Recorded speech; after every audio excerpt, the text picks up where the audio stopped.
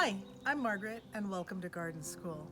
It's early spring and now it's time to put out your mason bee houses if you've kept them in a shed or in the garage for the winter, and also to bring out the larvae if you harvested some larvae last fall and stored them in the refrigerator.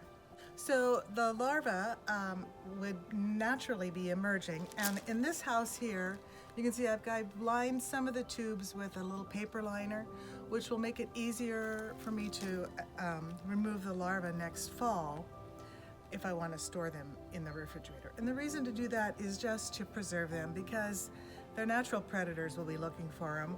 In fact, I'm going to watch these because these tubes are sticking out a little bit, and a very clever bird might try and pull that out to get whatever might be in there.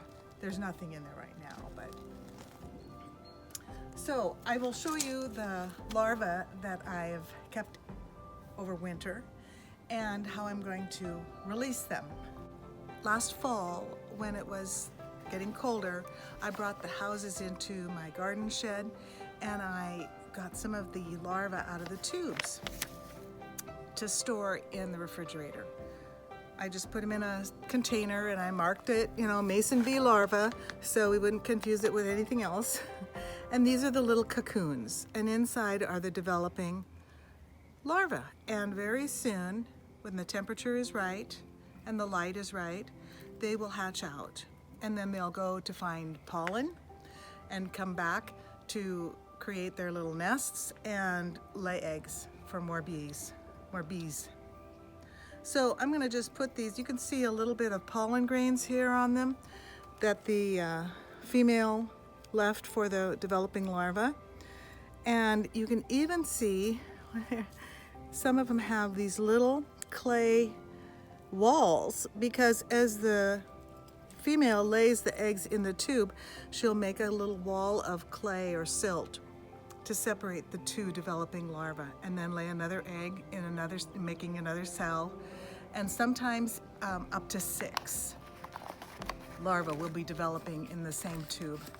So I'm just going to place these in a little paper sack that I've made a hole in, and I'm going to put them in a place where the sack won't get wet, because we're still having those rainstorms in the spring. And I'm just going to prop it in right here. So this won't, I don't think it'll get wet, I don't think it'll blow away. So at the right time, probably in a few days, they will hatch out as little baby bees, go and find some flowers where they can get some nectar, bring it back, hopefully to some of these empty tubes, and start working on the next generation of mason bees. The main reason that people keep mason bees or other native bees is because they are excellent pollinators. I love honeybees, and the bonus you get from having honeybees is the honey, of course. These don't make honey, but they do an excellent job of pollinating. So it's always nice to bring something else into your garden, or to make another habitat for things that are already in your garden. Now you'll notice that many of these tubes are a lot larger.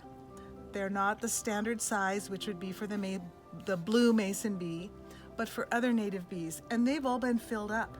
So there's probably perhaps some different kinds of bumblebees or various kinds of native bees. It's really fun to see. And when you go and find the sources of nectar, then you will see the variety of native bees that you have. This is important at this time for us as gardeners, because the honeybee colonies have been in decline due to diseases and spraying, something that we're becoming very aware of, because those are main sources of pollinators.